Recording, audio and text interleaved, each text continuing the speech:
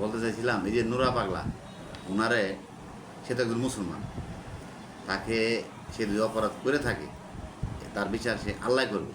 আপনি বা আমি তার বিচার করার এখতিয়ার আছে? না, এখানে স্বয়ং আল্লাহ বলছে,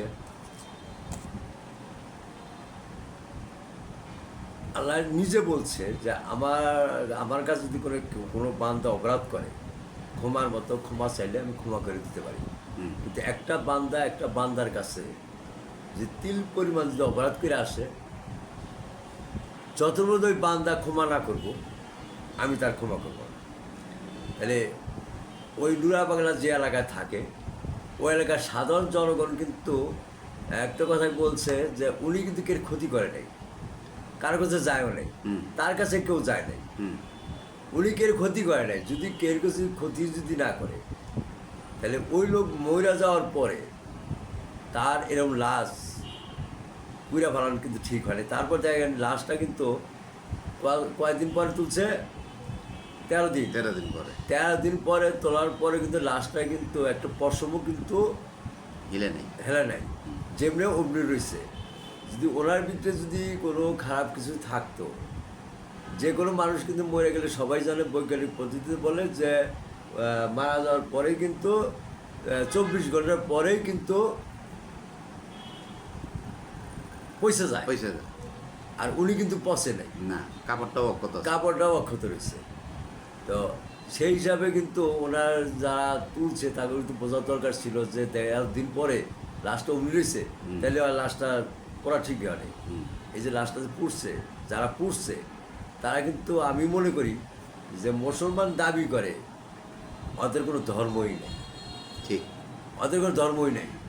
আল্লাহ তাআলা কিন্তু বলছে, একটা স্পষ্ট ভাই বলছে যে পৃথিবীতে 18,000 মখলুকাত পাঠাইলাম, এই 18,000 মখলুকাতের মধ্যে বিচার করবে জিন এবং ইনসানরে, আর কেউ কিন্তু বিচার করবে না। তো জিন এবং ইনসানরে যদি বিচার করে, তো এখন ইনসান অর্থাৎ মানুষ, এই মানুষ হতে গেলে ধর্ম কিন্তু আসছে পরে, আগে মানুষ, আপনার মানুষ হতে হবে। মানুষ হওয়ার পরে শুনে আপনার ধর্ম। আপনার মানুষ হতে গেলে কি করতে হয়? আপনি তো বংশ বিস্তার করতে কইছে, আপনার পৃথিবীতে আসলেন, বংশ বিস্তার করলেন, সে বংশ বিস্তার করার পরে যে আপনার আনন্দের ফসল, আপনার যে ছেলে হয়েছে মেয়ে হয়েছে, কিন্তু আপনার আনন্দের ফসল। এই আনন্দের ফসল হওয়ার পরে কিন্তু আপনার দায়িত্ব দিয়ে দিচ্ছে। কী দায়িত্ব দিচ্ছে তা জানেন? যখনই আপনার একটা সন্তান হইল, আপনার 4টা দায়িত্ব আপনার বদলাইছে। 1 নাম্বার হইল তার সুন্দর একটা নাম রাখা, 2 নাম্বার হলো তার তার সুশিক্ষায় শিক্ষিত করা, 3 নাম্বার হলো তার কর্মসংস্থানের ব্যবস্থা করে দেওয়া, 4 নাম্বার হলো তার বিয়ে করে দেওয়া। আপনার দায়িত্ব কিন্তু শেষ। আচ্ছা, তারপর তখন আপনার মান হইলেন, হুঁশ হতে গেলে কি লাগবে? আপনার যে সম্পদ আছে, সেই সম্পদের উপর 2জন মানুষের হক আছে। একটা হলো আত্মীয় স্বজন, একটা হলো গরিব দুঃখী। আপনি আত্মীয় বাদ দিয়া আপনি চলতে পারবেন না। আত্মীয় দেখতে হবে, গরিব দুঃখীরও দেখতে হবে। তারপরে আপনি যে প্রতিদিন যে খরচা করেন, সেই খরচাটা কিন্তু 3 ভাগে খরচা করতে হয়েছে। 1 ভাগ ধরে ভালাইতে হয়েছে, 1 ভাগ সঞ্চয় করতে হয়েছে, 1 ভাগ ঋণ শোধ করতে হয়েছে।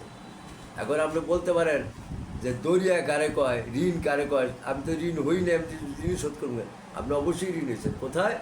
আপনার যে বাবা মা আপনি লালন পালন করছে না, তার কাছে ঋণ হয়েছে অবশ্যই। এই আপনার বাবা মা যারা বৃদ্ধ হবে, তাদের দেখশন করাটাই আপনি ঋণ শোধ করেন।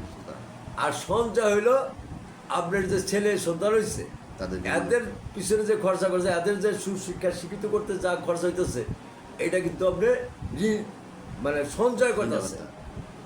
আর দরিয়া হইলো আপনি প্রতিদিন যে খাইতেছেন, এটা হলো দরিয়া, পেটে যে দরিয়া। তাহলে তখন আপনি কিন্তু মানুষ হইলেন। এই কয়েকটা দায়িত্ব যদি পালন করেন, তাহলে মানুষ হইলেন। দেখেন, আবার মেয়েদের কিন্তু আল্লাহ তাআলা সম্মানীভাবে পাঠাইছে, অবশ্যই তাদের কিন্তু একটা সম্মান দিছে। আপনি যখন এই মানুষ হবেন, তখন কিন্তু এই 17,999 জন যে আপনার আরো মখলুকাত আছে, তারা কিন্তু সবাই আপনার সেবা করবে। অবশ্যই তারা সবাই কিন্তু সেবা করবে। এখানে ধর্ম সম্বন্ধে কিন্তু বলা হয় নাই। ধর্ম যখন মানুষ হলেন, তখন আপনি যে সৃষ্টিকর্তা, সৃষ্টিকর্তা মানুষ হওয়ার পরে সৃষ্টিকর্তা স্মরণ, যে আপনি সৃষ্টি করছে তার আপনি স্মরণ করবেন। তারে কেমনে সুখের সাথে তার ভালো যেটা না করছে, যেটা করতে না করছে সেটা না করবেন না, যেটা করতে গেছে সেটা করবেন, তাহলেই তো আল্লাহ খুশি হইল। আমরা যে মুসলমান মুসলমান বলি, মুসলমান গেলে হইলেই যেই হবে, সেটা কিন্তু হবে না। তার কারণ হলো, যদি মুসলমান যদি আল্লাহ তাআলা তাহলে এতগুলা ধর্ম কেন দিছে? এতগুলা ধর্ম কেন দিছে? সারা পৃথিবীতে যতই ধর্ম আছে তার সাথে কিন্তু মুসলমান ধর্মের সংখ্যা কিন্তু এখনো কম। কেন কম? আল্লাহ তাআলা ওনাদেরও ভালোবাসে, ওনারা যদি ভালো কাজ করে ওনারাও বেঁচতে যাবে। খালি মুসলমান বেঁচতে যাবে তা না, ওনারাও কিন্তু যাবে। আমি মুসলমানের ঘরে জন্ম হয়েছি, আমার আল্লাহ তাআলা পাঠাইছে আপনার আমার পাঠাইছে বংশ বিস্তার করার জন্য, কিন্তু আপনি কিন্তু বলে দিচ্ছে নির্ধারিত আপনার জন্য যেটা কী করছে। এইটা একটা মেয়ে দেখলে সেই মেয়ের প্রতি আপনার নজর থাকবে কীরকম, হয় তার মায়ের মতো দেখেন, নয় তার বোনের মতো দেখেন, না হলে আপনি মেয়ের মতো দেখেন। স্ত্রীর মতো দেখতে কিন্তু না করছে, স্ত্রী তো আপনি একজনই আছেই, একজন তো আছেই অবশ্যই। আচ্ছা, যদি আপনি যদি ওই মেয়ের বয়স, মায়ের বয়স, বোনের বয়স, তার সাথে যদি আপনি যদি বংশ বিস্তার করবার চান, তাহলে পশুর সাথে আপনার সাথে কী তাহলে তো তফাৎ নাই। না, আপনি তো পশু হয়ে গেলেন। আপনি যদি পশু হয়ে যান তাহলে তো আপনার তো কোনো ধর্মই নেই। আপনার ধর্ম প্রথমে আপনি তৈরি করতে হবে, যে কোনো মহিলা দেখলে তার প্রতি কুনজর দেওয়া যাবে না, তার প্রতি কিন্তু কুনজর দেওয়া যাবে না। এইটা যদি আপনি বাঁচতে পারেন তাহলে আপনি মনে করেন যে আপনি আল্লাহর একজন সঠিক পথে চললেন। দেখেন আরো কথা বলছে আল্লাহ, যে কোনো ব্যক্তি কোনো বান্দা যদি না খেয়ে থাকে, তার যে খাওয়াইলো সেই খানাটা কিন্তু আমারে খাওয়াইলো, সঙ্গে আল্লাহ বলছে সেই খানাটা আমারে খাওয়াইলো। অবশ্যই আপনার বাড়িতে যে আত্মীয় আসে, সে আত্মীয়রে যদি আপনি খাওয়ান, তার সাথে ভালো ব্যবহার করেন, ভালো আচরণ করেন, সে আল্লাহ বলছে এই আচরণটা আমার সাথে ভালো ব্যবহার করলো। আত্মীয়ের সাথে খারাপ ব্যবহার করবেন, আল্লাহ বলবো যে এই খারাপ ব্যবহারটা আমার সাথে করবো। তাহলে মানুষের ভিতরে কতটুকু গিয়েছে। আমরা আত্মীয় দেখলে আত্মীয়রে পছন্দ করি না, একটা গরিব আত্মীয় তার পরিচয় দেই না, আর অথচ একজন ধনী আত্মীয় তার নামে নামে ট্যামেটামের আত্মীয় হয়, তার আমরা পরিচয়তে বই থাকি, অমুক আমার অমুক হয়। অথচ আমার নিকট আত্মীয় পাশেই রয়েছে, উনি গরিব, তার পরিচয় দিই না। তা আমরা এই যে আজকে যে কথাটা বললেন, এই যে নুরা পাগলা কিন্তু আমি যতটুকু ওই এলাকার মানুষকে জানছি, এমন কোনো লোক বলতে পারেনি নুরা পাগলা কারো ক্ষতি করছে, কারো মনে আঘাত দিছে। যেমন এক লোকে আমি জিজ্ঞাসা করছি তো যে উনি কীরকম, তো উনি বললো যে আমি তো একদিন গেছিলাম ওনার সামনাসামনি সালাম দেওয়ার জন্য, আমি সামনাসামনি সালাম দিতে পারিনি। আমি ঢোকার লগেই উনি বলতো, এই তোর বাপ মার খেজমত কর, তোর বাপ মারে আগেই কর, পীর হলে পরে, আগে তোর বাপ মা। পরে তার কথা মতো উঠেই বসছে, আর কথা বলতে পারিনি। আরেক লোকে বলতে হচ্ছে যে আমি কলা চুরি করছিলাম, বৃষ্টিবারের দিন অন্ধকার রাত্রে কলা চুরি করে না বাইরে উঠেছি, কলা পাকছেও, সেই কলা কিছু খাইছি, খাই এর পরে একদিন গেছি নুরাবেলার কাছে, এই মানুষের কলা খাইস না, মানুষের কলা খাওয়া খারাপ, নিজে কলা চাষ করে খা। তো আমি অবাক হয়ে গেলাম যে অন্ধকার রাত্রে আমি কলা চুরি গেলাম, কেউ দেখে নাই, আর উনি তো বাড়িতে বাইরে হয় না, উনি জানলো কেমনে? তো এরকম অনেক নজির আছে। তো উনি ক্ষতি করে নাই, উনি ওই যে একটা কথা কয় মেহেদি, ইমাম মেহেদি, ইমাম মেহেদি যে সমস্ত কথাটা বলে এলাকার মানুষ কিছু ছড়াইছে, ইমাম মেহেদি উনি পরিচয় দিচ্ছে। ইমাম মেহেদি অর্থ কি?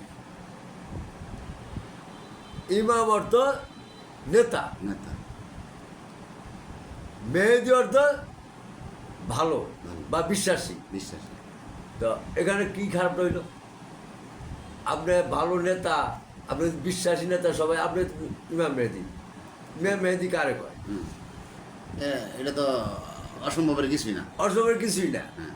উনি যখন কারো ক্ষতি করে নাই, মানুষে ভালোবাসছে, যে গেছে তার সুপরামর্শ আর কুপরামর্শ দেয় নাই, তাহলে অবশ্যই উনি নেতা। হ্যাঁ, অবশ্যই। উনি নেতা দাবি করতে পারে, কারণ উনি তো কারো কাছে যায় না। না। ওনার কাছে যখন যায়, একটা মানুষের কাছে যখন যায়, তখন কিন্তু উনি নেতা। অবশ্যই। কারণ নেতা না হইলে ওনার কাছে কেন আসলো? যেমন আপনি কেন আমার কাছে আসছেন, হ্যাঁ। তাহলে আপনার কাছে কিন্তু আমি নেতা, হ্যাঁ। এই জন্য আসছেন। হ্যাঁ, কিছু পরামর্শের জন্য আসছেন, হ্যাঁ, পরামর্শের জন্য। পরামর্শ আসছেন। আপনার সাথে আমি বেশি বুঝি দেখি তো আপনার কাছে আসছেন। অবশ্যই। আর যদি কম বুঝতাম তাহলে আমি আপনার কাছে গেতাম, হ্যাঁ, ঠিক আছে। তাহলে কিন্তু আপনি গেতাম।